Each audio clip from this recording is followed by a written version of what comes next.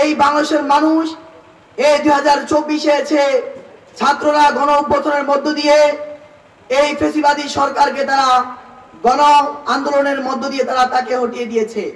এরপরে আমরা ভেবে নিয়েছি যে আমরা সুন্দর একটা বাংলাদেশ ফিরে পাবো।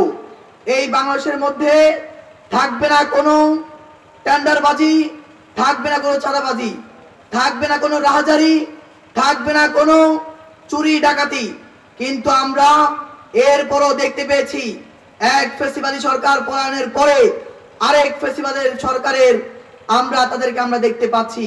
তারা এক একটা দল তারা বাজারঘাট দখল করতেছে, বাজারঘাটে তারা চাঁদাবাজি শুরু করে দিয়েছে, তারা টেন্ডারবাজি শুরু করে দিয়েছে। আবার একটা দল মসজিদ মাদ্রাসাকে তারা দখল করা নিয়ে শুরু করে দিয়েছে, দখল করতে চায়, তাদের আওতায় আনতে চায়। কিন্তু আমরা তা কখনো হতে দিতে পারি না। আমরা এই কথা তাদেরকে স্পষ্টভাবে বলতে চাই, আমরা ইসলামী আন্দোলন বাংলাদেশ পীর সাহেব চরমনায় এর ছায়াতলে এসে আমরা ইনশাআল্লাহ ইসলাম প্রতিষ্ঠার কাজ করে যাব ইনশাআল্লাহ। আর এই যে ইসলাম প্রতিষ্ঠার কাজ আমরা করব, আল্লাহ পাক রব্বুল আলামিন বলেন ওয়াতাসিমু বিহাবলিল্লাহি জামিআ ওয়া লা তাফাররাকু, তোমরা সংঘবদ্ধভাবে আল্লাহর রজ্জুকে আঁকড়ে ধরো, বিচ্ছিন্ন হয়ে যেও না। আজকে যদি আমরা বিচ্ছিন্ন হয়ে যাই, আপনি চিন্তা করে দেখুন, জঙ্গলে যদি আপনি একা একা যে থাকেন, তাহলে আপনাকে যদি বাঘ একটা দেখতে পায়, তাহলে সে আপনাকে ছোবল মেরে নিয়ে যেতে পারে। আর আপনি যদি একগ্রতার সহিত আপনি যদি সমাবদ্ধ হয়ে যদি একদল বাহিনী যদি আপনি জঙ্গলে যান, তাহলে একটা বাঘ আপনাকে সাহস করবে না আপনাকে খাওয়ার জন্য, আপনার উপর আঘাত করার জন্য তারা সাহস পাবে না। তেমনি ভাবে আমরা যদি একজন যদি একাগ্রবদ্ধ হয়ে যদি একা একা যদি আমরা মানুষকে যদি দাওয়াত দিই, তাহলে তারা আমাদের দাওয়াত গ্রহণ করবে না। আমরা যদি একগ্রতাবদ্ধ পোষণ করে যদি আমরা যদি আমাদের ইসলামী আন্দোলনের সাথে যদি অ্যাড হয়ে, ইসলামী ছাত্র আন্দোলনের সাথে যদি অ্যাড হয়ে আমরা যদি সংঘবদ্ধ যদি কাজ করি, তাহলে আমি আশাবাদী আমাদের এই মুসাফিরকে আমরা সুন্দর একটা মুসাফির হিসেবে আমরা তাদের কাছে উপস্থাপন করতে পারবো। আর যদি আমরা যদি সংঘবদ্ধভাবে না হয়ে যায়, বিচ্ছিন্ন হয়ে যায়, তাহলে আমরা কখনো এই মুসাফিরে শান্তি ফিরে আনতে পারবো না। আপনি যদি শান্তি ফিরে আনতে চান, তাহলে একমাত্র পন্থা হচ্ছে ইসলাম।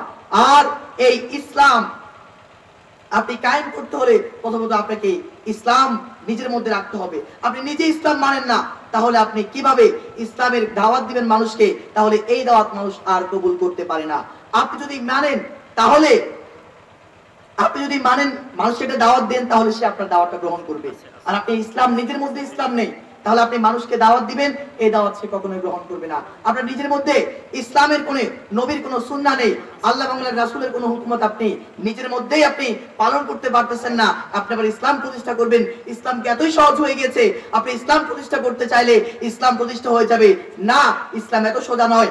আপনি তাকিয়ে দেখুন এই তালেবানের দিকে, তারা 20 বছর ধরে নিজে সুন্নাহ মেনে পাগড়ি মাথায় দিয়ে পরিপূর্ণ ইসলাম অনুযায়ী তার জীবনটাকে সে পরিচালনা করে, তারা নামাজ পড়ে নবীর সুন্নাহকে আঁকড়ে ধরে তারা যুদ্ধ করে গিয়েছে। তারপর দীর্ঘ 20 বছর পরে তারা ইসলাম কায়েম করতে পেরেছে। তারা নিজের বল দিয়ে ইসলাম কায়েম করতে পারে নাই, আল্লাহ পাক রব্বুল আলামিনের গায়বী সাহায্য দিয়ে আল্লাহ পাক রব্বুল আলামিন এই তালেবানে তারা তাদেরকে বিজয় করে দিয়েছে। তেমনি ভাবে আমরা যদি নিজে ইসলাম মানি, অপর ভাইকে যদি ইসলামের দাওয়াত দিই, তাহলে আমরা অবশ্যই একটা শান্তিপূর্ণ দেশ হিসাবে এই বাংলাদেশকে আমরা ফিরে পাবো। আর যদি আমরা নিজের মধ্যে ইসলাম না থাকে, অপর ভাইকে দাওয়াত দিই, সে কখনো আমার দাওয়াত গ্রহণ করবে না, সে কখনো আমার দাওয়াত সে কবুল করবে না। অথচ এরপরে আমি যদি তাকে দাওয়াত দিই, তাহলে সে আমাকে নিয়ে গালমন্দ করবে। নিজের মধ্যে ইসলাম নেই, সে আমাকে ইসলামের দাওয়াত দেয়, এটা কখনো তারা গ্রহণ করতে পারে না। তাই আমি আপনাদেরকে বলি যে ইসলামী ছাত্র আন্দোলন বাংলাদেশের ছায়াতলে এসে আপনার ছাত্র ভাইদেরকে আপনি যদি গড়ে উঠতে চান, তাহলে ইসলামী ছাত্র আন্দোলনের সাথে আপনি অ্যাড করে দিন। আমরা আপনার সন্তানকে আমরা একজন ছাত্র হিসেবে গড়ে তুলবো ইনশাআল্লাহ। আর আমরা পীর সাহেব চরমনায়ের ছায়াতলে এসে আমরা তার সাথে অ্যাড হয়ে তাকে সাপোর্ট করে আমরা যদি শান্তি ফিরে আনতে চাই, তাহলে আমরা তার সাথে অ্যাড হবো ইনশাআল্লাহ। এই কথা বলে আমি আপনাদের সম্মুখ থেকে বিদায় নিচ্ছি। দেখা হবে রাজপথে, কথা হবে স্লোগানে। আসসালামু আলাইকুম।